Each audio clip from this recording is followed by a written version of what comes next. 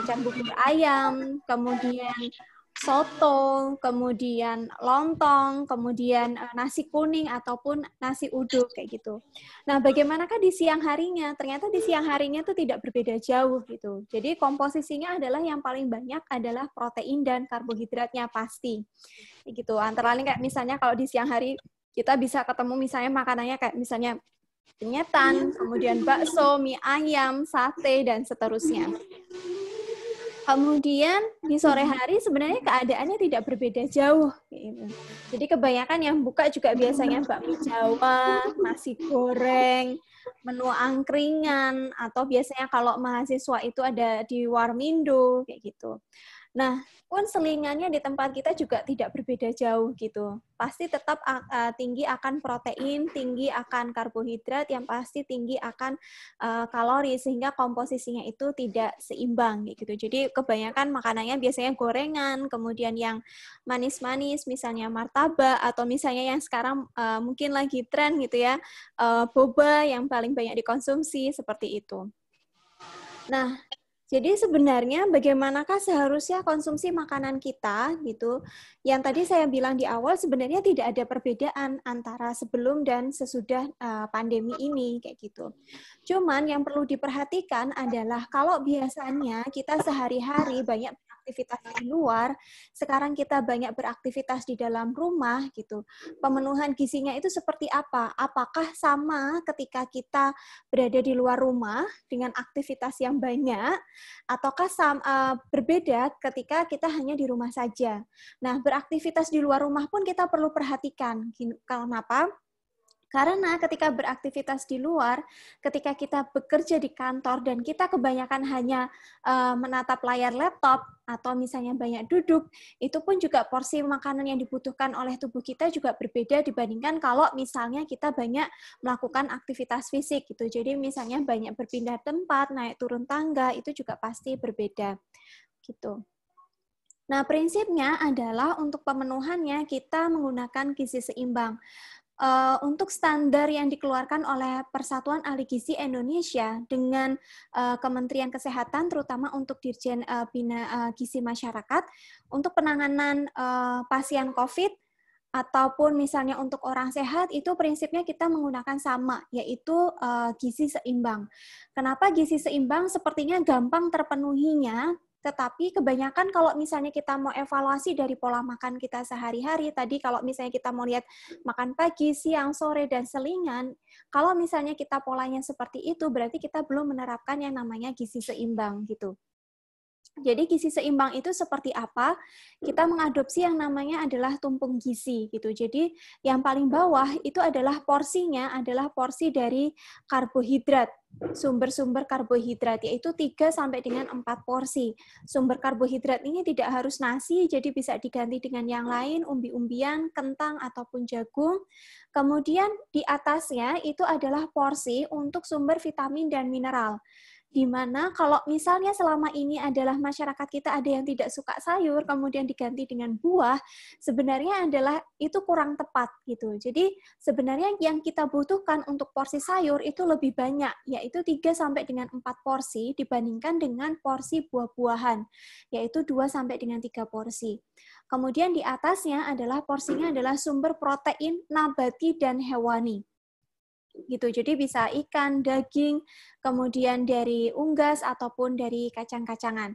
Nah, yang perlu dibatasi itu adalah konsumsi dari gula, garam, dan minyak gitu. Jadi kalau misalnya kita amati dari pola konsumsi kita sehari-hari atau yang tersedia kalau misalnya kita tidak sempat masak, itu adalah pola makannya ini adalah kita biasanya skip untuk yang sumber vitamin dan sumber mineral gitu. Jadi kebanyakan adalah dari sumber karbohidrat, kemudian protein, kemudian yang paling atas adalah gula, garam, dan minyak. Padahal itu seharusnya dibatasi konsumsinya gitu.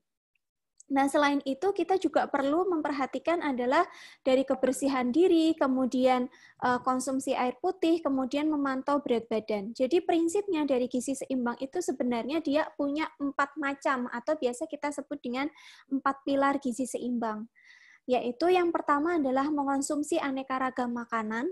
Jadi tidak ada satupun makanan yang bisa memenuhi kebutuhan zat gizi kita kecuali ASI. ASI pun hanya terpenuhinya untuk usia 0 sampai dengan 6 bulan. Gitu. Jadi wajib bagi kita untuk mengonsumsi aneka ragam pangan agar kebutuhan kita itu terpenuhi semuanya. Gitu. Kemudian yang perlu diperhatikan adalah untuk makro dan mikronutriennya. Karena makro itu artinya adalah bahwa kita butuh dalam jumlah yang banyak setiap harinya. Makronutrien itu adalah karbohidrat, protein, dan lemak. Kemudian mikronutrien itu adalah kita butuh setiap hari tetapi jumlahnya sedikit, yaitu vitamin dan mineral. Gitu. Tetapi kelemahannya adalah karena mikronutrien itu kebanyakan terpenuhinya dari sumber nabati, dan karena bentuknya dari sumber nabati itu biasanya belum dalam bentuk yang siap diabsorpsi, gitu. Makanya kita butuh konsumsi kenapa sayur buah itu jumlahnya lebih banyak kayak gitu. Karena selain tadi yang bentuk zat gizinya belum siap untuk diabsorpsi. Yang kedua adalah bioavailabilitasnya dari vitamin dan mineral apabila terdapat dari sumber yang nabati itu tidak sebagus bioavailabilitas pada makanan yang dari sumber hewani. Seperti itu. Kemudian yang kedua adalah membiasakan perilaku hidup bersih yang mungkin sekarang lagi banyak diterapkan, cuci tangan, dan lain sebagainya. Kemudian yang perlu diperhatikan juga ternyata selama kita WFH ini adalah melakukan aktivitas fisik. Aktivitas fisik di sini berbeda. Jadi aktivitas fisik ini ada aktivitas fisik biasa, ada yang namanya olahraga. Karena kalau olahraga itu berbeda. Karena kalau olahraga itu kita harus memperhatikan yang namanya durasi. Berbeda kayak misalnya kita melakukan aktivitas fisik, misalnya mencuci, atau nyapu, ngepel, membersihkan kamar mandi. Itu adalah aktivitas fisik biasa. Tetapi yang namanya olahraga itu ada durasi waktunya. Gitu. Kemudian yang keempat yang perlu kita perhatikan juga memantau berat badan secara teratur. Kenapa? Karena kita harus memperhatikan berat badan kita selalu normal. Gitu. Jadi mungkin yang perlu diperhatikan selama di rumah aja ini adalah apakah kita sudah memantau berat badan kita. Hampir sebulan kita sudah di rumah, kayak gitu, apakah dipantau gitu. Kalau misalnya konsumsi aneka ragam pangan, saya yakin mungkin semua sudah melakukan kayak gitu. Tetapi apakah kita melakukan aktivitas fisik berupa olahraga dan memantau berat badan secara teratur, itu yang masih dipertanyakan. Gitu. Nah, ini. Jadi bagaimanakah aplikasinya dalam makanan sehari-hari gitu kan? Tadi teorinya adalah bahwa kita harus mengkonsumsi sumber karbohidrat 3 sampai dengan 4 porsi per hari, sumber vitamin dan mineralnya itu 3 sampai 4 porsi untuk sayur dan buah, kemudian proteinnya adalah 2 sampai dengan 3 porsi sehari. Kalau misalnya diterapkan dalam satu kali makan, itu seperti apa sih gitu? Karena untuk pola makan yang diterapkan itu untuk pola makan yang teratur itu adalah 3 kali makan, 2 kali selingan gitu. Jadi makan pagi, makan siang, makan sore, dan diantaranya ada 2 kali selingan, yaitu selingan pagi dan selingan sore. Gitu. Jadi kalau misalnya kita sarapan sekitar jam 6 sampai jam 9, kemudian nanti jam 10 sudah mulai selingan, gitu. Jadi jam 12 nanti makan siang, kemudian nanti ada selingan lagi mungkin sekitar jam 3, kemudian makan malam biasanya dari jam 5 sampai dengan jam 7. Jadi selingan ini fungsinya untuk apa kayak gitu. Jadi selingan ini adalah sebenarnya untuk membantu kita mengontrol pada saat kita mengkonsumsi makanan berat di 3 kali makan utama. Gitu. Jadi fungsi selingan ini tidak hanya sebagai cemilan, tetapi dia juga mengontrol pola makan kita agar pada saat pada saat kita makan besar itu adalah tidak kita masih bisa mengontrol dari porsinya kayak gitu. Nah, contoh dari penerapan pola makannya itu adalah dalam satu piring, ya. Penerapannya seperti apa? Nah, penerapannya adalah dalam piring kita itu dibagi menjadi 3 bagian. Gitu. Jadi sepertiga bagian pertama itu digunakan sebagai sumber karbohidrat. Kemudian sepertiga yang kedua itu adalah untuk sayur-sayuran.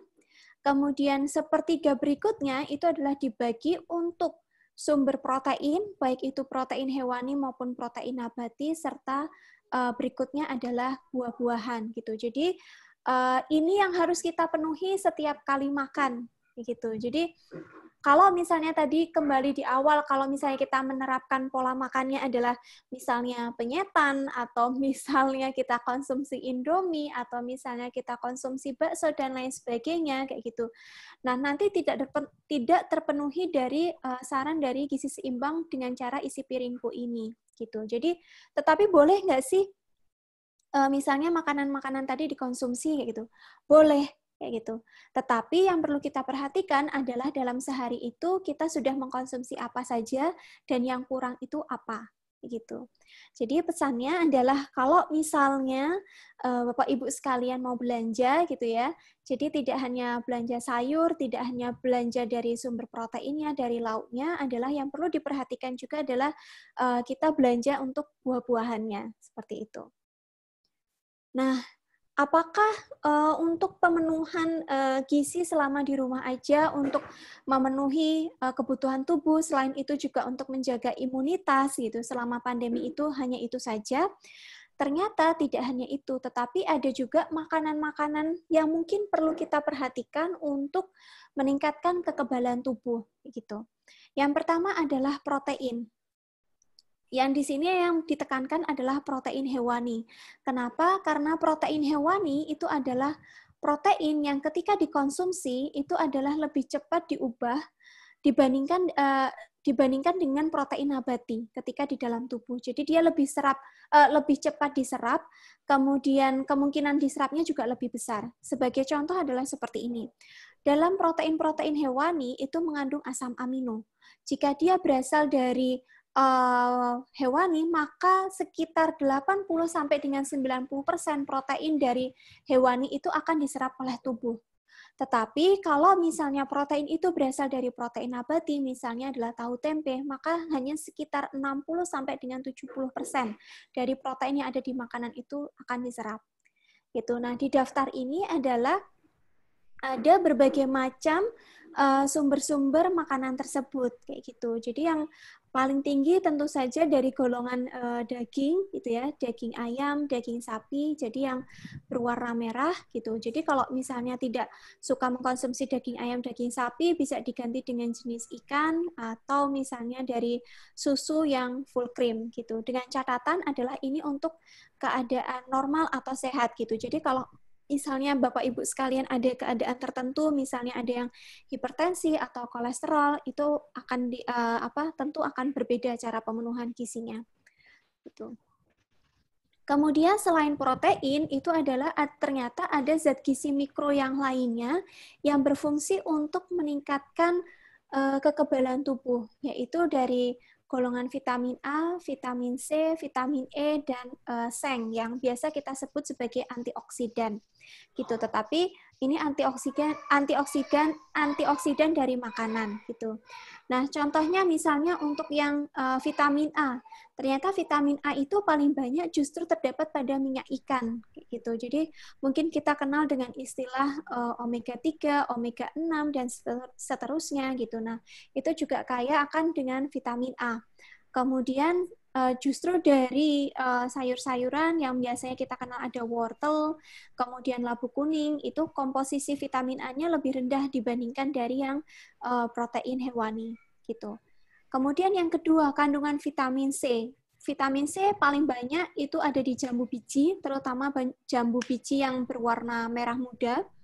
Kemudian ada di brokoli gitu. Jadi kalau selama ini kita kenal adalah yang paling banyak adalah dari golongan jeruk gitu, tapi justru yang paling banyak itu adalah dari golongan jambu biji gitu. Kemudian vitamin E itu kebanyakan dari golongan minyak-minyakan gitu. Jadi minyak, margarin, kacang almond gitu ya. Nah, vitamin C dan vitamin E itu kita kenal sebagai antioksidan, tetapi apa bedanya adalah bedanya kalau vitamin C sebagai antioksidan, dia sebenarnya antioksidan yang bagus, tetapi dia tidak setahan vitamin E ketika ada di dalam tubuh. Jadi vitamin C itu lebih gampang rusak dibandingkan dengan vitamin E. Kemudian selain dari golongan vitamin, kita juga bisa melihat dari golongan mineral, yaitu adanya seng. Kalau seng itu banyak terdapat pada hampir sama seperti yang dari golongan protein, ada di hati sapi, hati ayam, kemudian kacang-kacangan, gitu, kemudian tempe, udang, dan tahu, dan sebagainya. Jadi kalau misalnya kita konsumsi sumber protein tadi seperti yang di awal, otomatis dia ada kandungan sengnya. Nah, untuk pemenuhan vitaminnya berarti kita harus mengkonsumsi yang namanya dari sayuran dan buah-buahan gitu. Nah, pertanyaannya adalah, bolehkah kita mengkonsumsi sayur dan buah yang banyak gitu, tanpa memperhatikan protein dan karbohidratnya, kayak gitu? Sebenarnya itu kurang tepat. Kenapa? Jadi biasanya kalau teman-teman ada yang diet gitu, konsumsi buah dan sayur yang banyak gitu, tetapi tidak konsumsi yang namanya biasanya pada skip adalah karbohidrat kayak gitu. Padahal kalau misalnya tidak mengkonsumsi karbohidrat, protein atau lemak, padahal di tubuh kita, terutama otak, itu adalah bisa berpikir, kita bisa berkegiatan sehari-hari, karena kerja otak itu sumber utamanya adalah dari glukosa. Glukosa itu dari mana? Yaitu dari karbohidrat gitu. Jadi kalau misalnya ada yang diet hanya konsumsi sayur dan buah saja, tidak konsumsi karbohidrat, pasti kebanyakan adalah lemes gitu. Nah, kalau misalnya ada teman-teman sekalian konsumsi sayur buah, tetapi tidak konsumsi yang makronutrien, tadi karbohidrat, protein, lemak, itu juga tidak akan diserap baik oleh tubuh gitu. Jadi prinsipnya adalah diet yang diterapkan itu adalah diet yang berupa gizi seimbang, seperti itu. Nah, contoh menunya yang sehari-hari bisa kita terapkan itu adalah prinsipnya tadi 3 kali makan utama, 2 kali snack, yaitu misalnya sarapan pagi, misalnya ada nasi putih, telur mata sapi, kemudian dilengkapi dengan sayuran, kemudian snacknya apa? Snacknya bisa diganti dengan buah-buahan. Boleh nggak misalnya snacknya itu diganti dengan sumber karbohidrat, atau misalnya sumber protein gitu, jadi misalnya konsumsi bakwan, atau misalnya konsumsi pisang goreng, dan seterusnya. Boleh gitu. Jadi kebutuhan setiap orang itu berbeda gitu. Apa yang mempengaruhi kebutuhan orang itu setiap orang itu berbeda gitu ya. Yang pertama adalah dipengaruhi oleh usia. Yang kedua adalah jenis kelamin. Jadi laki-laki dan perempuan itu berbeda kebutuhannya. Untuk laki-laki itu biasanya lebih tinggi daripada perempuan. Kemudian berat badan, jenis kelamin, tinggi badan, itu juga akan berbeda. Dan yang terakhir adalah faktor aktivitas fisik. Gitu. Jadi bisa nggak kebutuhan kita itu berbeda setiap harinya? Bisa. Gitu, tergantung dari aktivitas fisik kita setiap harinya. Kalau misalnya berbeda, maka dia kebutuhannya juga akan berbeda. Tetapi kalau misalnya hampir sama, jadi misalnya kita setiap hari bekerja di kantor, menghadap laptop, dan lain sebagainya, itu adalah termasuk dalam aktivitas fisik yang ringan. Seperti itu. Nah, pemenuhannya adalah, jadi kalau misalnya snacknya tergantung, kalau misalnya kebutuhan kalori totalnya itu adalah kecil, antara 1.500 sampai dengan 2.000, itu snacknya itu adalah biasanya yang kalorinya itu rendah, jadi bisa buah-buahan kayak gitu. Tetapi kalau misalnya kebutuhannya tinggi atau sedang meningkat, misalnya pada ibu hamil atau ibu menyusui, itu biasanya snacknya itu adalah berupa snack berat, yaitu campuran antara sumber karbohidrat, protein, dan lemak, kemudian bisa kita tambahkan dengan sayuran gitu. Boleh nggak gorengan? Boleh, misalnya kita mau membuat bakwan sayur misalnya, itu juga bisa. Seperti itu.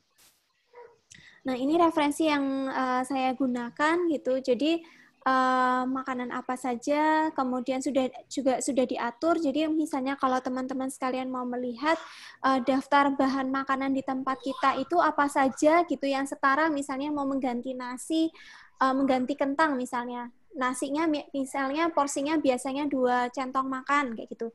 Nah, bisa diganti kentang misalnya ukuran berapa, itu bisa dicek di Peraturan Menteri Kesehatan Nomor 41 Tahun 2014, yaitu tentang pedoman gizi seimbang. Di sana sudah lengkap daftar bahan makanannya.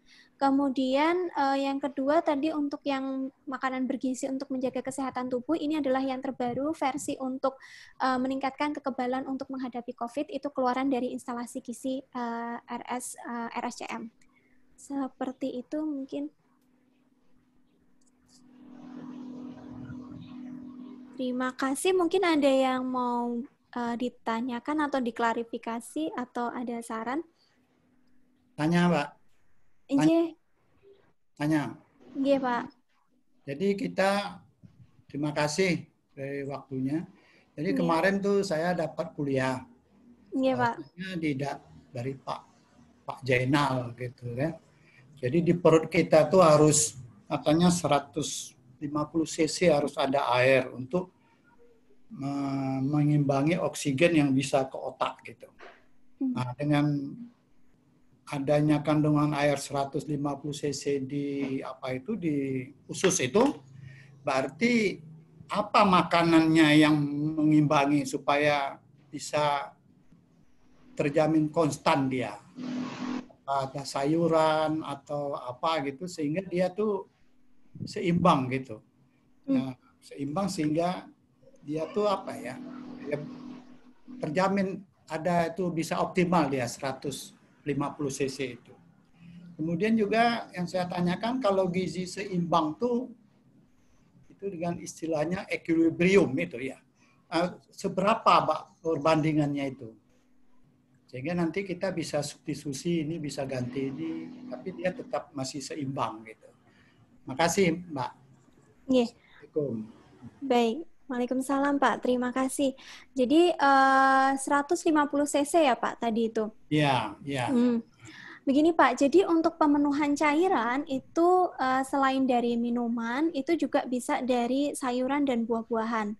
Kayak gitu. Jadi ya betul. Jadi bisa. Jadi kalau misalnya kita mengkonsumsi sayuran yang berkuah, baik itu dari santan maupun sayuran berkuah bening gitu, kayak misalnya sop, sayur bening, itu sebenarnya juga membantu kita untuk memenuhi kebutuhan cairan. Seperti itu. Nah, tetapi yang perlu diperhatikan juga adalah minimal kita setiap harinya itu harus mengkonsumsi karena begini, untuk kebutuhan cairan sendiri nanti mungkin tadi saya tidak sebutkan di slide, kita ada peraturan yang namanya angka kecukupan gizi, Pak. Oh, gitu. Ya, angka kecukupan gizi itu adalah di situ ada yang terbaru adalah tahun 2019, baru disahkan kemarin bulan Agustus. Di situ juga ada kalau misalnya kita mengkonsumsi 8 gelas per hari atau sekitar 2 liter, itu kan untuk rata-rata. Semua umur kayak gitu. Tetapi sebenarnya di angka kecukupan gizi Indonesia itu ada spesifik dibedakan antara laki-laki dan perempuan per golongan usianya. Gitu. Jadi mungkin kebutuhan cairan saya dengan kebutuhan cairannya dari Pak Ahmad Helmi bisa berbeda kayak gitu. Betul kayak gitu. Jadi yang penting adalah bagaimana kita bisa memenuhi kebutuhan cairannya itu adalah dari minuman gitu. Jadi ya sering minum gitu, terutama adalah air putih. Kemudian yang kedua adalah dari bahan makanan sendiri, yaitu sayuran dan buah-buahan, dia juga ada kandungan airnya kayak gitu. Jadi kayak misalnya contohnya paling gampang itu adalah semangka. Dia kan buah-buahannya kandungan airnya kan tinggi. Kayak gitu. Ya, betul. Jadi tidak harus mengonsumsi cairan banyak gitu, tetapi sebenarnya dari sayur dan buah pun membantu ya untuk memenuhi mangga itu juga. Mangga. Ya? Kalau mangga ada, Pak. Tapi yang paling banyak itu untuk yang cairan itu buah-buahan yang mengandung cairan tinggi itu adalah melon, semangka, kemudian jadi yang banyak airnya anggur gitu seperti itu Pak. Iya, itu Pak. Itu makasih, mungkin yang 150 cc tadi ya, sama-sama. Nah kalau misalnya untuk gizi seimbang itu adalah sebenarnya penyebutannya itu adalah balance nutrition ya Pak ya. Balance nutrition itu adalah pemenuhannya itu adalah kalau tadi kan sebenarnya secara teori itu adalah kita menggunakan yang namanya tumpeng gizi gitu kan. Ya tetap yang paling banyak itu adalah dari sumber karbohidrat gitu. Tetapi kan kalau misalnya kita mau menerapkan ke pola makan sehari-hari itu seperti apa kayak gitu. Nah, paling gampangnya itu adalah menggunakan piringku gitu. Jadi kalau kita makan menggunakan piring, itu yang perlu kita ingat itu adalah bahwa sepertiga dari piring kita itu adalah sumber karbohidrat apapun. Gitu. Jadi boleh mie, boleh nasi, boleh kentang, boleh umbi-umbian, boleh. Kemudian sepertiganya itu adalah sayuran. Jadi prinsipnya adalah sumber karbohidrat dengan sayuran itu porsinya harus sama. Gampangnya seperti itu, Pak. Ya. Kemudian ditambahkan dengan protein nabati dan hewani, gampangnya seperti ini. Kan kita nggak mungkin nimbang terus setiap kali makan. Ya, tiap Jadi hari, pagi sore. ya, Gitu. kan repot ya Pak. Jadi Ya, penerapannya adalah ya sudah gitu, kita konsumsinya adalah 1 porsi tahu yang ada di pasaran itu, 1 porsi tempe, kemudian ya, ditambah dengan misalnya ayam tuh paling gampang ukuran porsinya itu adalah paha bagian bawah, itu ya. adalah 1 porsi. Kemudian tinggal ditambahkan dengan buah-buahan, kayak gitu. Oh, gitu. Ya, jadi prinsipnya dari gizi seimbang untuk sehari-harinya penerapannya adalah seperti ini, Ya, gitu. Nah, tetapi sebenarnya ini sudah cukup untuk memenuhi kebutuhan tubuh, kemudian ya, juga untuk menjaga imunitas, gitu. ya, Tetapi karena sekarang sedang ada pandemi ini, ya, pemenuhannya itu bisa dipenuhi dengan tadi misalnya ekstra konsumsi sayur, ya, buah. ya, Kemudian kalau misalnya sedang drop, misalnya boleh menggunakan suplemen seperti itu, Pak. ya, ya. Itu mungkin. Matur nuwun, Mbak. Sami-sami, Jelas. Bapak. Oke. Mungkin ada yang ingin didiskusikan lagi? Halo Mbak Pasti. Pak Roni, monggo. Ya, mau tanya sedikit aja. Tadi kan dikatakan kalau konsumsi protein itu lebih bagus yang hewani ya, karena dia mengandung asam amino 80-90% diserap. Nah, cuma yang saya tanyakan di sini, apakah proses pemasakannya seperti apa, Mbak? Itu berpengaruh atau enggak kayak gitu. Terus tadi menyinggung sedikit tentang suplemen ya. Misalnya kita tidak bisa memenuhi di gizi seimbang itu, apakah kita perlu dan butuh? Karena kan kalau melihat sekarang ini masyarakat pasti bingung ya, karena mereka kayaknya memborong tuh suplemen. Padahal seharusnya kan mungkin kalau kita sudah menerapkan gizi seimbang, apakah itu perlu? Seperti case istri saya kan kebetulan di rumah sakit juga dan dia diperawat dan mungkin bersinggungan juga dengan pasien COVID-19. Setiap dia pulang juga diberikan multivitamin seperti itu. Nah itu mungkin dari segi gizi dan lain sebagainya mungkin Mbak Pasti mungkin bisa singgung sedikit. Terima kasih. Ya, baik, terima kasih Pak Roni. Ya, jadi tadi protein hewani sebenarnya itu 80 sampai dengan 90 itu bukan kandungan protein atau asam aminonya, Pak. Tetapi dia tingkat yang bisa diserap oleh tubuh kita gitu. Jadi kalau misalnya dalam 100 gram ayam itu dia ada kandungan proteinnya misalnya adalah 100 gram juga itu. Jadi kalau misalnya itu dari ayam yang bisa diserap adalah sekitar 80 sampai dengan 90 gramnya. Gitu. Jadi yang terbuang sekitar 10 sampai dengan 20. Tetapi kalau misalnya itu pada tempe atau tahu yang diserap proteinnya itu adalah hanya sekitar 60 sampai dengan 70 gramnya. Itu bedanya gitu. Jadi prinsipnya adalah kalau misalnya dari hewani itu memang dia lebih besar untuk diserap dan lebih cepat atau lebih mudah untuk digunakan oleh tubuh dibandingkan dari nabati. Seperti itu. Kemudian apakah proses pemasakan itu akan mempengaruhi gitu ya? Sebenarnya yang akan mempengaruhi proses pemasakan itu adalah yang akan mempengaruhi kandungan gizinya itu adalah kebanyakan akan berpengaruh pada zat-zat mikronya. Gitu. Jadi kayak misalnya vitamin dan mineral. Karena vitamin dan mineral itu kan dia tidak tahan terhadap panas. Gitu. Jadi kebanyakan yang akan cepat rusak adalah vitamin dan mineralnya kayak gitu. Nah, kalau misalnya makronya apakah bisa rusak gitu? Ada yang rusak tetapi tidak terlalu berarti, Pak. Kayak misalnya protein bisa terjadi denaturasi kayak gitu. Tapi kan denaturasi itu ada yang kita harapkan, ada yang tidak gitu. Jadi kalau ada yang diharapkan misalnya itu untuk mempercepat proses penyerapan seperti itu. Jadi yang banyak yang rusak itu adalah zat-zat mikronya. Seperti itu, Pak. Untuk proses pemasakannya gitu. Jadi apakah ada metode pemasakan untuk meminimalisir kehilangan zat-zat gizinya gitu ya? Itu tergantung dari jenis pemasakannya, Pak. Dan dari jenis bahannya gitu. Jadi kayak misalnya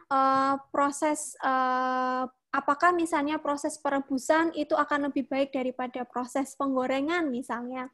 Belum tentu juga gitu, karena proses perebusan itu sendiri juga dia akan merusak vitamin dan mineral. Kalau misalnya ada vitamin atau mineral yang sifatnya larut air, juga dia akan vitamin dan mineralnya juga akan banyak yang hilang juga.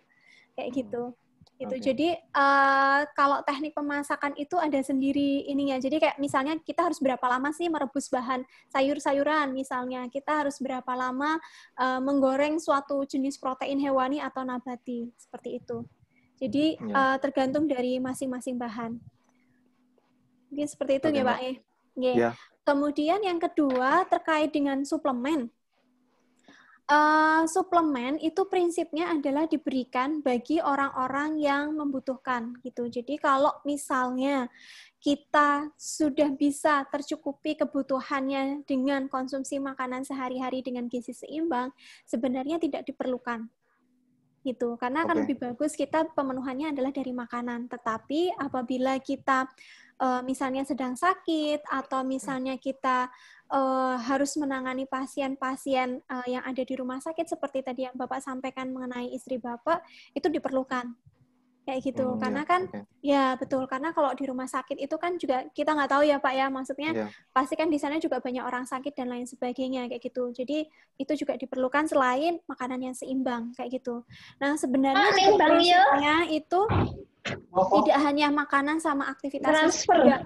Yang kadang kita lupakan itu adalah untuk pola tidur yang cukup gitu, 7 sampai 8 jam gitu. Kenapa pola tidur itu sangat dipentingkan? Yang pertama adalah dia akan membantu untuk proses metabolisme makanan yang pertama.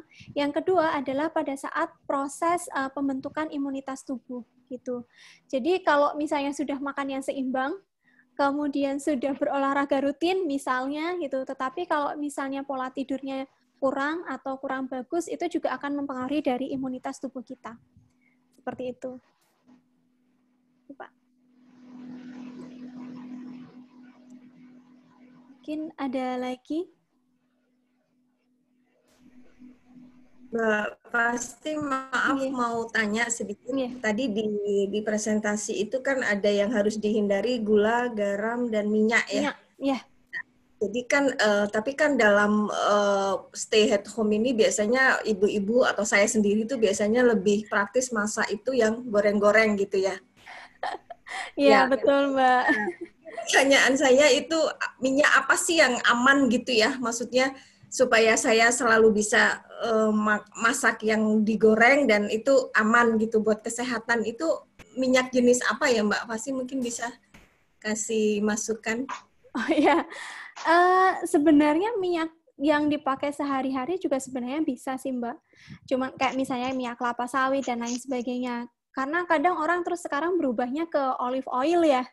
Padahal kan kalau misalnya olive oil sendiri itu tidak bisa digunakan untuk menggoreng. Kalau yang VCO, kalau yang olive oil yang biasa beredar di masyarakat itu biasanya untuk salad dressing. Jadi kalau misalnya itu digunakan untuk menggoreng itu juga tidak bagus gitu. Karena untuk olive oil sendiri, untuk yang misalnya pengen menggunakan olive oil untuk menggoreng itu sendiri, nanti ada catatannya. Jadi kayak olive oil terus di bawahnya itu ada tulisan cooking oil gitu. Jadi itu berarti bisa untuk masak gitu. Tapi kebanyakan olive oil yang beredar di tempat kita itu adalah olive oil untuk salad dressing gitu. Untuk topping salad gitu. Jadi sebenarnya bisa menggunakan minyak kelapa sawit atau misalnya menggunakan minyak kelapa biasa kayak gitu. Cuman yang perlu kita perhatikan adalah porsinya kayak gitu. Nah, sarannya dari pedoman gizi seimbang itu yang pertama untuk minyak itu adalah itu dalam seharinya kita dibatasinya adalah 3 sampai dengan 4 sendok makan sebenarnya Mbak. Jadi kalau misalnya kita menggoreng tempe ya, itu sekitar minyak yang terserap itu sekitar 5 gram, atau 5 gram itu sekitar 1 sendok makan sendiri gitu. Jadi kalau misalnya kita kebutuhannya sehari hanya 3 sampai dengan 4 sendok makan, berarti kita konsumsi tempe 4 kali, itu kebutuhan minyak kita sudah terpenuhi sebenarnya. Gitu. Ya, gitu. tapi kan, ya. Tapi biasanya kan kalau goreng gitu kan pasti lebih banyak, lebih dari 4 sendok makan pastinya ya. Gini Mbak, ini berbeda antara minyak yang digunakan dengan minyak yang terserap pada bahan makanan. Gitu. Ya, jadi ada sifat di mana bahan makanan itu yang gampang menyerap minyak, ada yang standar aja gitu. Jadi kalau rata-ratanya itu adalah minyak terserap pada bahan makanan itu sekitar 5 gram, Mbak. Gitu. Biasanya sekitar 2,5 sampai 5 gram gitu. Jadi kalau misalnya konsumsi tempe 1 gitu, kita juga agak kesulitan untuk menghitung sebenarnya minyak yang ada di tempe itu berapa gram, itu juga agak sulit, tetapi rata-rata sekitar 5 gram gitu. Jadi ini minyak yang terserap pada bahan makanan ya Mbak, bukan minyak yang kita gunakan untuk menggoreng. Beda lagi gitu. Ya, ya, terima kasih. Ya, terima kasih Mbak Pasti. Ya. Mungkin ada yang lain dari Bapak Ibu saya. Pagi Mbak Nelda. Iya, gini Mbak, saya mau tanya, ini kan kebetulan anak-anak juga lagi nggak sekolah ya di rumah. Iya. Ini anak saya kan berat badannya itu kalau menurut saya sih masih cenderung kurus. Nah, mumpung lagi di rumah, saya tuh pengennya bisa bikin gemuk lah gitu loh Mbak. Jadi saya pengen saran unsur gizi apa yang ditambahkan yang bisa menambah berat badannya gitu Mbak. Usia berapa Mbak Inelda kalau boleh tahu? Usianya 11 tahun. 11 tahun ya? Iya. Berat badannya sekarang? Kemarin terakhir saya timbang itu 29 kilogram. Oke. Memang tinggi, anaknya sih tinggi sih Mbak. Ya. Jadi untuk pengukuran status gizi pada anak itu sebenarnya ada 4 hal yang harus kita perhatikan. Yang pertama adalah berat badan, yang kedua adalah tinggi badan, yang ketiga adalah, yang pertama adalah berat badan berdasarkan usia, yang kedua adalah tinggi badan berdasarkan usia, yang ketiga berat badan terhadap tinggi badan, kemudian yang terakhir adalah indeks massa tubuh terhadap usia.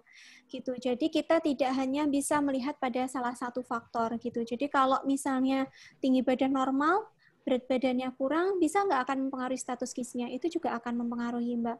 Jadi yang harus diketahui adalah 4 hal itu gitu. Berat badan berdasarkan usia, tinggi badan berdasarkan usia, komposisinya berat badan terhadap tinggi badan, kemudian yang terakhir adalah indeks massa tubuh berdasarkan usia. Gitu. Nah, bagaimanakah cara meningkatkannya gitu? Ini sebenarnya agak gampang-gampang susah buat seorang ibu gitu. Kenapa? Karena anak usia mulai 1 tahun ke atas sampai dengan usia sekolah itu kan sebenarnya aktivitasnya itu banyak gitu. Nah, yang mungkin bisa membantu adalah selain dengan pola makan, mungkin berbeda dengan orang dewasa. Tadi yang saya sampaikan adalah pola makannya kan, kalau orang dewasa 3 kali makan, 2 kali selingan gitu. Kalau pada anak-anak, selingannya bisa ditambahkan yaitu sebelum tidur gitu. Jadi 3 kali makan, 3 kali selingan gitu. Nah, utamakan selingannya adalah berbeda dengan orang dewasa. Tadi mungkin kita selingannya lebih banyak ke buah gitu ya. Kalau misalnya anak-anak, selingannya adalah biasanya kita sebutnya sebagai one dish meal. One dish meal itu apa? Adalah makanan, dalam satu makanan itu mengandung semua zat gizi gitu. Contohnya apa? Contohnya adalah misalnya bakwan gitu. Bakwan itu kan tepungnya ada sumber karbohidrat. Isinya misalnya ada sayuran gitu, ada misalnya ada wortel, ada tauge, ada kubis misalnya. Itu sudah menambahkan sumber vitamin dan mineral.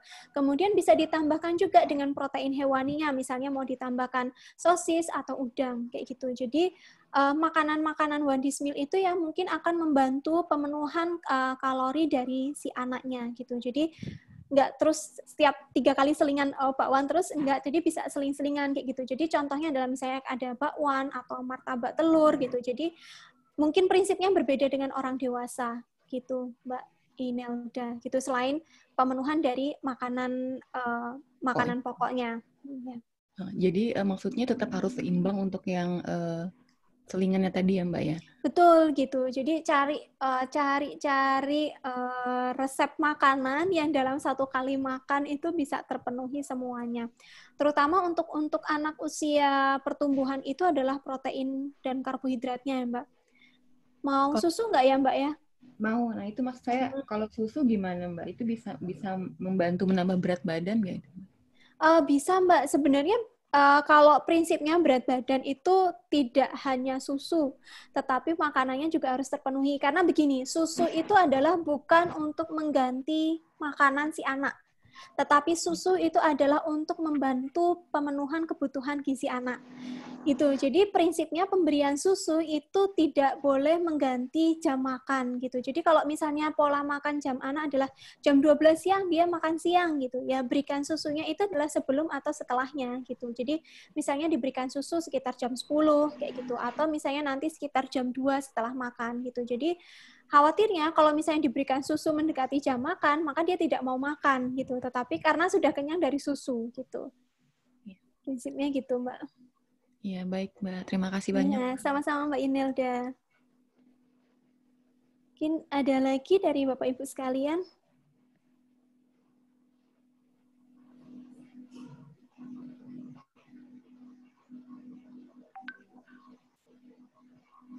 Ada yang mau ditanyakan lagi nggak ya?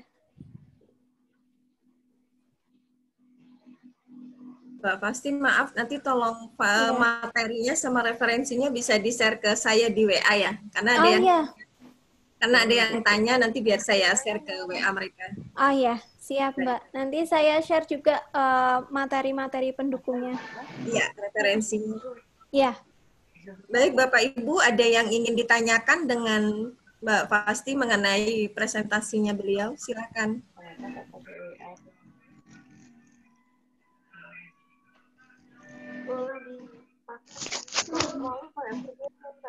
Nggak usah deh. Kalau didengar nggak?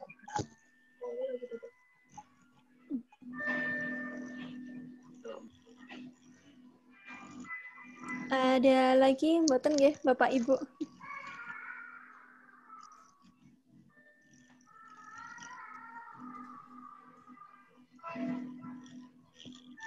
Sepertinya sudah nggak ada ya Mbak Sari. Bapak Ibu mungkin ada yang ditanyakan mengenai menu seimbang sehari-hari selama Bapak Ibu stay at home, mungkin ada yang bisa di-sharing, ditanyakan dengan Mbak Fasti. Mana yang makanan sehat atau mungkin buah-buahan. Mbak Fasti sebenarnya itu kalau misalnya, saya ada ini sih, misalnya kalau minum, ada yang bilang minum Pocari itu tidak baik selama ini ya, maksudnya ya kita proses pandemi ini. Ada yang bilang bagus gitu, kemudian ada yang bilang susu beruang itu bagus. Itu menurut Mbak Fasti gimana? Pocari Sweat ya. Jadi Pocari itu adalah minuman-minuman yang dia mengandung mineral gitu. Jadi ada berbagai jenis minuman yang sebenarnya hampir sama dengan Pocari. Jadi kalau Pocari, kalau diamati di kemasan, dia adalah isotonik tulisannya. Ada yang isotonik, ada yang hypertonik, ada yang hipotonik. Gitu. Kalau yang hypertonik itu biasanya produknya tidak dijual bebas karena itu biasanya buat atlet gitu. Jadi komposisi mineralnya lebih banyak daripada cairannya. Kalau Pocari itu adalah mineral dan cairannya itu sama. Kalau hipotonik itu adalah mineralnya lebih sedikit daripada cairannya. Contohnya apa? Contohnya adalah kayak misalnya aqua gitu. Dia tetap ada mineralnya gitu, tetapi jumlahnya lebih sedikit daripada cairannya. Nah, kalau Pocari itu adalah isotonik, yaitu jumlah mineral dan airnya itu sama kayak gitu. Boleh nggak sih kita konsumsi itu? Boleh Mbak Sari gitu. Jadi sebenarnya boleh-boleh saja gitu. Cuman memang gitu, apakah kita perlu membutuhkan minuman itu setiap hari atau misalnya sehari perlu 3 kali gitu ya? Karena kan itu juga dijualnya dalam berbagai bentuk kemasan ya. Yeah. Kayak gitu. Kalau saya dulu penerapannya adalah karena dulu sempat tinggal di luar gitu, bulan puasa itu bisa lebih dari 17 jam gitu ya, saya biasanya mengganti itu dengan minuman isotonik itu. Jadi setelah berbuka puasa gitu kita konsumsi itu diperbolehkan kayak gitu. Jadi untuk mengganti mineral-mineral yang memang hilang dari dalam tubuh kita, misalnya karena kita berkeringat, beraktivitas fisik kayak gitu, itu bisa digunakan kayak gitu. Nah, tapi untuk ukurannya itu adalah sebenarnya yang kecil, yang ukuran yang paling kecil itu udah cukup kalau misalnya mau sehari sekali kayak gitu. Tapi juga tidak perlu setiap hari kayak gitu. Iya. Oke, ya baik. Itu kemudian tadi yang kedua apa ya Mbak Sari ya? Ada itu loh Mbak, susu beruang. Oh, susu beruang. Orang bilang tuh minum susu beruang gitu. Nah itu apakah konsumsinya sama seperti Pocari tadi? Mungkin ya seperlunya saja, misalnya sehari sekali atau bisa 2 kali sehari gitu. Iya. Kalau susu itu bedanya susu beruang dengan susu lainnya kayak misalnya yang beredar adalah kayak misalnya ada Ultra Milk, Diamond, kemudian ada Cimory misalnya, itu adalah sebenarnya sama. Yang membedakan adalah proses sterilisasinya. Gitu. Jadi proses sterilisasi kita biasanya ada mengenalnya ada 2 macam. Ada berbagai macam, maaf, tetapi yang banyak beredar di tempat kita itu untuk produk-produknya ada UHT, ada pasteurisasi. Bedanya apa? Kalau UHT adalah ultra high temperature, gitu. Yang paling gampangnya adalah produk UHT itu adalah misalnya kayak Ultra Milk, minuman-minuman susu yang dijual dalam box-box itu adalah UHT. Yaitu dia dalam temperatur yang tinggi, waktunya singkat, gitu. Jadi dia dipanaskan suhunya di atas 70 derajat Celcius, terus waktunya sekian detik. Gitu. Nah, yang kedua adalah pasteurisasi. Pasteurisasi itu bedanya yang beredar produknya di masyarakat itu adalah dia biasanya dijualnya di lemari pendingin. Gitu. Jadi kalau misalnya dan expired date-nya atau masa kadaluarsanya lebih singkat daripada yang susu UHT. Gitu. Jadi kalau ada susu yang dijual di lemari pendingin, kemudian tanggal kadaluarsanya mungkin hanya 3 sampai dengan 5 hari, nah dia prosesnya sterilisasinya adalah menggunakan pasteurisasi. Pasteurisasi itu suhunya adalah sekitar 60 derajat Celcius, waktunya lebih lama dibandingkan UHT. Tapi dia pembunuhan bakterinya itu adalah kalau ultra high tadi kan panas cepet ya gitu ya. Kalau pasteurisasi itu dia tidak terlalu panas gitu, jadi dia hanya sekedar membunuh kuman-kuman atau bakteri yang tidak baiknya. Kalau UHT itu kemungkinan ada bakteri yang terbunuh bisa, gitu, karena panasnya lebih tinggi. Nah, kalau susu beruang itu sterilisasinya adalah cuman beda di sterilisasi aja, Mbak. Jadi kalau misalnya Mbak Sari mau konsumsi susu Diamond apa segala macam sih sama aja kayak gitu. Oke. Iya, jadi kan sekarang juga banyak fresh milk yang lain ya, mereknya ada Greenfield, Diamond, dan lain sebagainya, kayak gitu. Jadi kalau misalnya kita pengen konsumsi susu, itu bisa dilihat komposisi di belakangnya, gitu. Jadi kayak kalau di tempat kita yang jual fresh milk, benar-benar komposisinya hanya susu saja, itu saya nggak promosi ya, tetapi kita bisa belajar dari produknya, itu ada Diamond, Greenfield, dua merek itu yang dua merek itu yang komposisinya hanya susu saja, tetapi yang plain, yang putih. Iya. Gitu. Itu komposisinya hanya susu. Kalau yang lainnya, kalau udah sari rasa yang lain, kayak misalnya Diamond, akan ada juga yang strawberry dan lain sebagainya. Itu udah dicampur dengan susu skim, kemudian dengan pewarna dan lain sebagainya. Oke, gitu. Baik, cukup mengerti. Makasih Mbak Pasti. Sama-sama Mbak. Mungkin ada yang lain, Bapak Tanya Ibu? lagi, Mbak. Monggo, Pak Roni. Menyambung tadi Mbak Sari tentang minuman ya, Mbak. Kalau saya pernah baca itu seperti minuman prebiotik ya. Kayak misalnya Yakult, yogurt itu katanya juga bisa meningkatkan daya tahan tubuh karena kan banyak bakteri yang baik di pencernaan kita. Apakah benar? Kemudian kan kemarin sempat rame untuk minuman yang bisa meningkatkan stamina kita ketika pandemi COVID-19 ini adalah kayak empon-empon kayak gitu ya Mbak ya. Itu sempat aku baca juga, ada Prof siapa yang kemarin dibaca di koran itu juga ternyata juga ada berpengaruh bagus juga gitu. Kayak dia ada mengeluarkan enzim apa, bla bla bla, dia bisa istilahnya menangkal virus dan lain sebagainya. Mungkin Mbak Fasti bisa singgung sedikit. Terima kasih. Ya, baik. Terima kasih Pak Roni. Tadi yang pertama sebelum PON saya lupa apa ya tadi Pak. Minuman apa probiotik Mbak? Oh iya, Kayak Yakult, prebiotik ya betul. yogurt. Ya, kalau kita menyebutnya itu adalah sebagai makanan fungsional Pak, yaitu makanan-makanan yang memang dia punya fungsi khusus atau fungsi yang bermanfaat bagi kesehatan. Apakah itu bisa meningkatkan imunitas? Betul Pak, memang penelitiannya sudah banyak. Gitu. Jadi kalau misalnya konsumsi Yakult, yogurt itu untuk meningkatkan imunitas bisa digunakan. Gitu. Jadi kalau misalnya tidak suka susu segar gitu, itu sebenarnya bisa menjadi solusi gitu. Jadi yang susu-susu yang sudah difermentasi gitu. Kenapa dia bisa meningkatkan imunitas? Karena tadi ada bakteri yang dihasilkan dari proses fermentasi gitu. Jadi dia membantu untuk meningkatkan jumlah bakteri yang ada di dalam usus kita. Gitu. Kemudian yang kedua tadi mengenai empon-empon gitu ya. Kalau empon-empon sendiri memang itu penelitiannya sudah lama, Pak.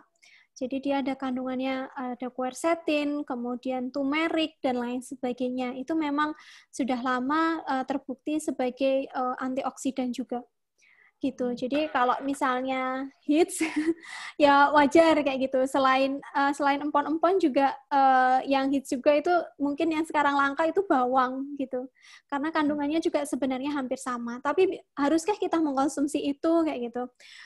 Boleh mengkonsumsi silahkan kayak gitu. Tetapi kalau untuk yang dicampur-campur saya kurang menyarankan kayak gitu karena untuk penelitiannya sendiri itu masih tunggal gitu. Jadi manfaat jahe apa, manfaat misalnya kunyit itu apa gitu. Jadi saya belum pernah menemukan penelitian yang menggabungkan antara jahe, kunyit dicampur dengan apa segala macam, belum pernah Pak.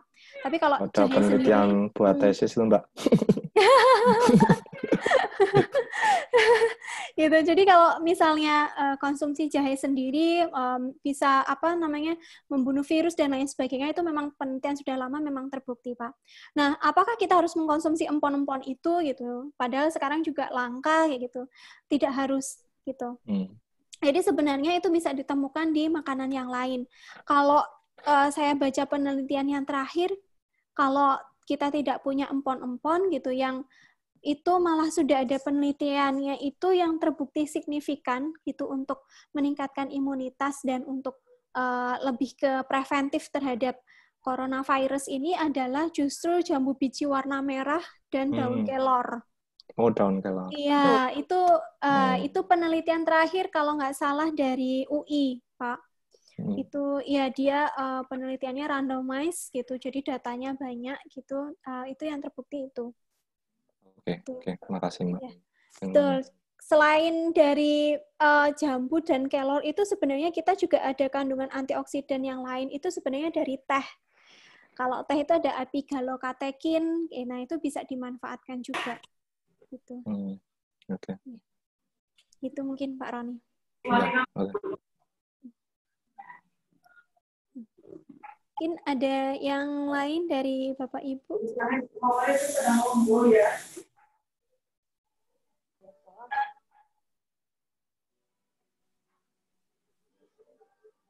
Ada mboten nggih?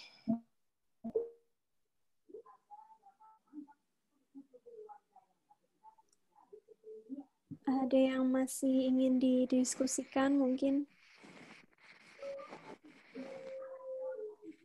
Mari Bapak Ibu, jika ada yang mau didiskusikan atau ditanyakan dengan Mbak Fasti di sesi menu gizi seimbang hari ini. Mungkin next week mungkin kita akan dengan menu yang topik yang berbeda kali Mbak Fasti, yang lebih menarik ya.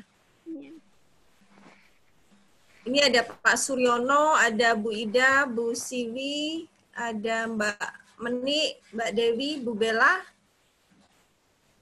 Pak Wayan sama Pak Ervana, ini Bu Sabania, Bu Enelda. Mungkin ada pertanyaan?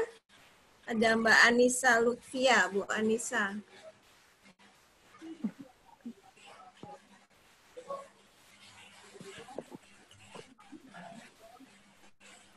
Monggo silakan, ada yang mau didiskusikan, ditanyakan, mumpung Mbak Pasti sesi yang hari ini bisa menarik, menu sehat seimbang. Ya, aku nggak dengerin dari awal, jadinya nggak bisa tanya. Bu Anissa mau tanya, monggo silakan.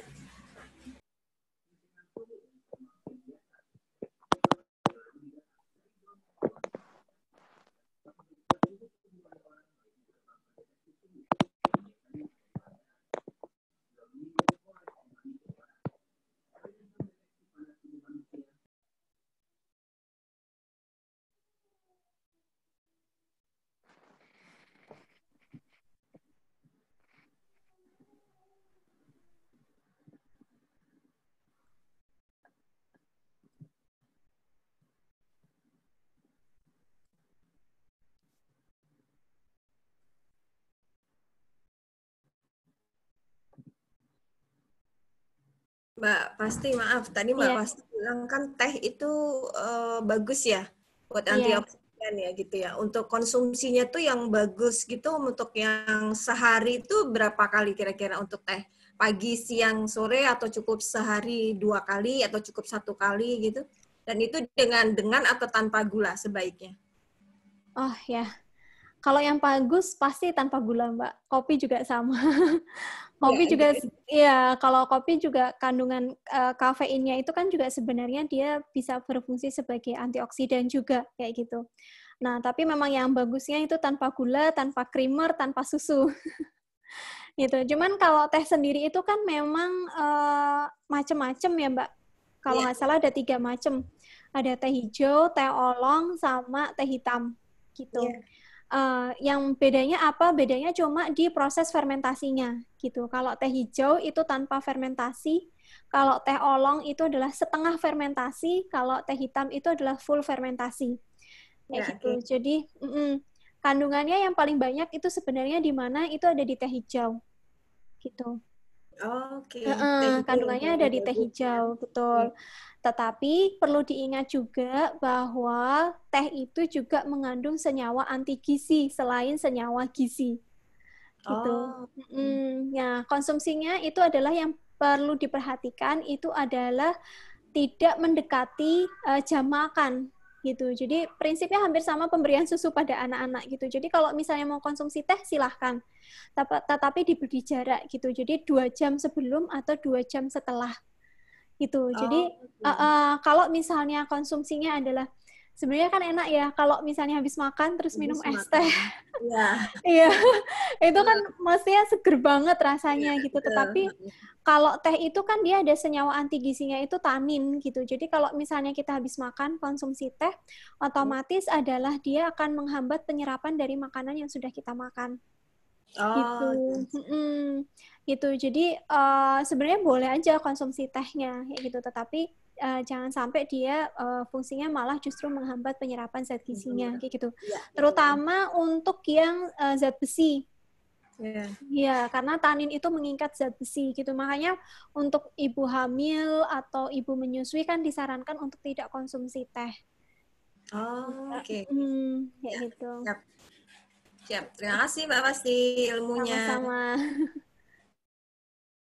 Ya, Mbak Pasti, saya mau konfirmasi juga ke Mbak Pasti nih. Ada ahli gizi. Ya, Bu Dokter. Saya membaca penelitian terakhir itu bahwa katanya teh putih itu jauh lebih tinggi antioksidannya, tetapi rendah kafeinnya. Jadi dari teh hijau pun bahkan teh putih white tea itu lebih tinggi antioksidannya dibandingkan green tea. Nah itu kira-kira gimana ya? Saya membaca itu jadi saya minum teh white tea gitu. Makasih. Ya, baik. Sejujurnya saya belum tahu Bu yang dimaksud dengan white tea itu seperti apa. Apakah karena prosesnya atau seperti apa? Ya prosesnya katanya lebih artinya tidak terlalu jadi teh hitam, teh hijau dan kemudian teh putih yang sekarang malah lebih tinggi antioksidan tapi lebih rendah kafeinnya yang paling. Jadi dari 3 itu justru lebih rendah kafeinnya tetapi paling tinggi antioksidannya. Saya juga lupa kemarin baca penelitiannya, nanti mungkin saya bisa share kalau Iya. Oke. Kafeinnya mungkin bisa rendah, tapi saya kurang tahu apakah dia taninnya itu lebih rendah atau lebih tinggi dibandingkan teh yang lain, Bu. Gitu. Kalau nggak salah merek yang di pasaran ada kayak misalnya Thea Tulia gitu-gitu ya, Bu ya? Saya nggak tahu ya di pasaran. Organic tea. Saya kebetulan belinya itu ada beberapa ya. Jadi ada yang saya beli dari luar, kebetulan pas di sana. Kemudian ada yang saya pernah beli di Indonesia itu di Jogja di mana ya? Yang tempat teh itu di deket apa yang ada kebun-kebun teh itu loh. Memang dia agak sedikit mahal. Ya. Oh ya, karena gini Bu, kalau teh putih itu bedanya sama dengan teh-teh yang lain. Kalau teknik pemetikan teh itu kan dia 3 daun yang di atas. Ya, 3 daun yang di atas itu kalau misalnya dia tanpa proses fermentasi, dia jadi teh hijau, kayak gitu. Nah, kebiasaan kalau teh hitam yang beredar di tempat kita itu adalah mungkin bisa membandingkan gitu, kenapa antara teh merek A dengan merek B lebih murah yang A misalnya, itu juga tergantung dari komposisi batang dan daunnya gitu. Nah, kalau white tea ini sejauh yang saya tahu gitu, dia berbedanya adalah di proses pemetikan gitu. Jadi daun yang dipetik itu adalah daun yang belum mekar. Gitu. Jadi masih gulung itu, iya, kemudian dia proses dari oksidasinya itu tidak selama dari daun teh dari teh hijau ataupun teh hitam. Itu. Jadi perbedaannya itu adalah di prosesnya.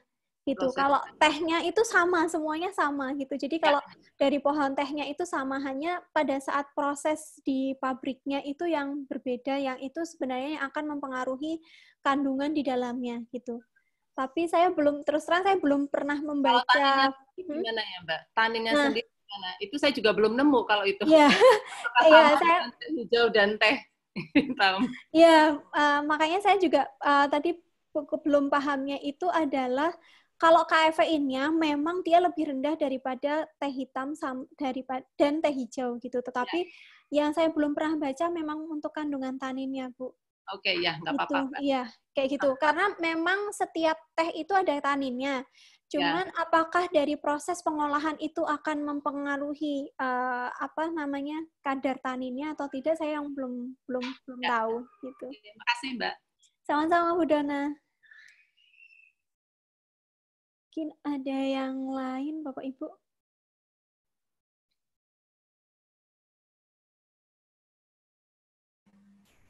Sepertinya waktunya sudah ini ya.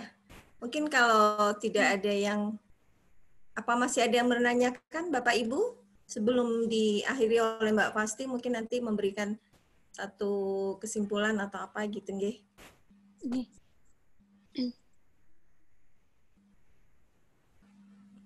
Sepertinya tidak ada lagi, Mbak Fasti, monggo dikumpulkan saja, langsung ditutup, nggih.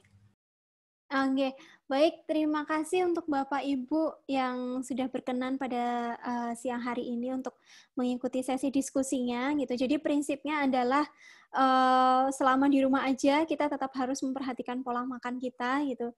Jangan sampai kita memperoleh keseimbangannya adalah yang masuk banyak tetapi yang keluar itu sedikit gitu ya.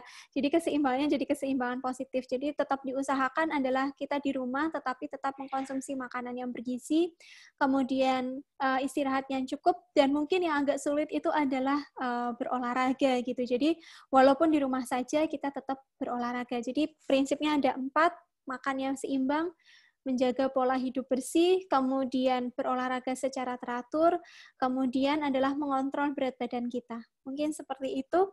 Terima kasih dan selamat siang. Oke, baik. Terima kasih Mbak Fasti untuk presentasinya pada pagi hari ini. Nanti kita topiknya berbeda. Terima kasih Bapak Ibu semuanya yang sudah join dan sudah mendengarkan presentasi online kami pada pagi hari ini. Sampai ketemu lagi minggu depan. Salam sehat buat semuanya. Assalamualaikum warahmatullahi wabarakatuh. Waalaikumsalam warahmatullahi wabarakatuh. Terima kasih. Terima kasih.